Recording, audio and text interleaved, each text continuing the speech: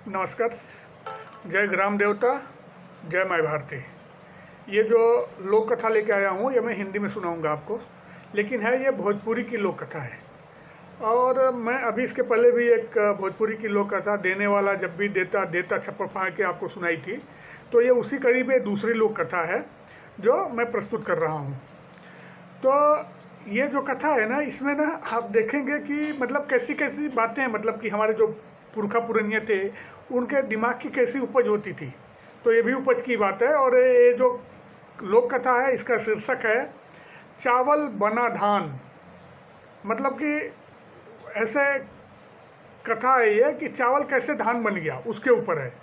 तो आप लोगों को तो मालूम है कि अभी हम लोग धान बोते हैं खेतों में, लेकिन जबकि ये कथा है उस समय की कथा में क्या कहा जा रहा है कि बहुत पहले ना खेतों में धान नहीं बोए जाते थे, चावल ही बोया जाता था और चावल ही काट के लाते थे।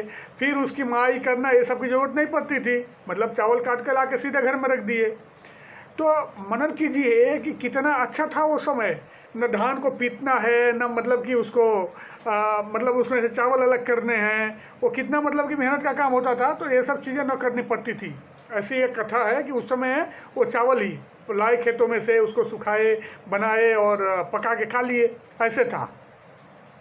तो क्या है, अब हम कहानी शुरू करते हैं कि चावल से धान कैसे बनने लगा। वो जो पहले चावल खेतों में उगता था वो धान कैसे बनने लगा।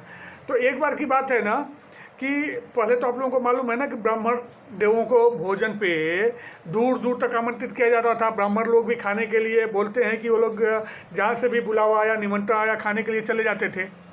तो इस पर मतलब किसी ब्राह्मण या किसी के लिए मतलब कि ये मैं उनको उनकी बेइज्जती या शर्म की बात नहीं है। अब कथा है पुरखा पुरनिया के समय से सुनते आदमी चला आ रहा है, तो मैं सुना देता हूँ। तो एक बार क्या हुआ ना कि कुछ मतलब कहीं दूर से एक उन लोगों को, ब्राह्मणों को, उस जो ब्राह्मण गांव के लोग थे उनको मतलब कि भोजन पे आमंत्रण मिला काफ़ी दूर से। मतलब समझिए कि कुछ नहीं था, 18-20 किलोमीटर दूर से गांव से उनको निमंत्रण मिला भोजन पे। और आपको तो मालूम है ब्राह्मणों के बारे में कहा जाता है क्या, एक बुलावे 14 धावे। तो भोजन प्रियता जो है ना ब्राह्मणों की, वो जग जाहिर है। पहले से ही लोग बोलते हैं कि भोजन के लिए मतलब लोग एकदम चले रहते हैं, भोजन बहुत प्रिय होता है। तो क्या हुआ ना, अब ब्राह्मण लोग मतलब कि उस समय अब साइकिल या कुछ सवारी तो होती नहीं थी, पैदल ही एकदम निकल गए वो लोग सुबह में। फिर गए वहाँ गांव में, वहाँ जाके जहाँ से निमंत्रण मिला था 18 किलोमीटर दूर, 18-20 किलोमीटर, वहाँ जाके झीमे उमे 1-2 बजे के लगभग जब पहुँचे, मतलब भोजन पानी किए, खूब दबा के खाया इन लोगों ने, दान दक्षिणा भी मिला। अब देखिए फिर उधर से लोग वापस तो आधे घंटे आराम करके चले, लगभग समझिए 2-3 बजे। अब ये लोग जब रास्ते में आ रहे थे ना, तो 1-2 घंटा पैदल चलने के बाद अब ब्राह्मण की जात फिर से इनको भूख लग गई।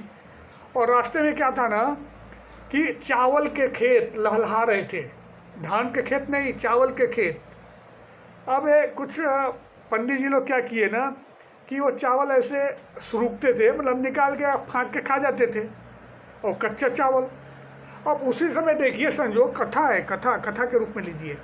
उसी समय शिव और पार्वती जी किसी कारणवश पृथ्वी पे विचरण करने निकले थे और उस समय वहीं से गुजर रहे थे। तो पार्वती माँ ने कहा भगवान शिव से कि देखिए ब्राह्मण देव लोग बोलने के लिए ब्राह्मण है, और एक तो खा के आ रहे हैं, उल्टे ये खेत में से अभी जो अन्न घर पे भी नहीं पहुंचा है, ये ऐसे ही सुरुक सुरुक के खा रहे हैं, चावल खाए जा रहे हैं, कच्चा चावल खा रहे हैं। तो भगवान शिव ने कहा कि जाने दो भाई, खाएंगे चले जाएंगे, अभी क्या। नहीं नहीं, मैं जाने नहीं दूंगी, आप देव हैं ना, आप कुछ तो कीजिए कि ये ब्राह्मण ये चावल ना खा पाएँ। अब भगवान शिव परेशान हो गए, माँ पार्वती भी सुनने का नाम नहीं ले रही थी। तो फिर भगवान शिव ने क्या कहा, ऐसा श्राप दिया चावल को कि जाओ तुम्हारे ऊपर छिलका हो जाए। तो तभी से क्या हुआ, उस चावल के ऊपर से छिलका होने लगा, मतलब अब वो चावल ना उग के धान उगने लगा। तो ये भी एक पारंपरिक किस्सा था चावल के धान बनने की। आपको एक किस्सा कैसा लगा, ये भोजपुरी पारंपरिक जो कथा है वो कैसी लगी, लोक कथा ज़रूर बताएं। नमस्कार करता हूं। और एक चीज़ और बताइए, हमारी ये जो हमारा जो बात विचार है, जो भोजपुरी के किस्सा कहानी ऐसी चीज़ें जो मैं प्रस्तुत कर रहा हूं, आपको कैसा लग रहा है, ज़रूर ज़रूर बताएं। नमस्कार है, फिर तीसरी लोक कथा रोचक, वो भी बहुत रोचक होगी अगले वीडियो में। तब तक के लिए नमस्कार।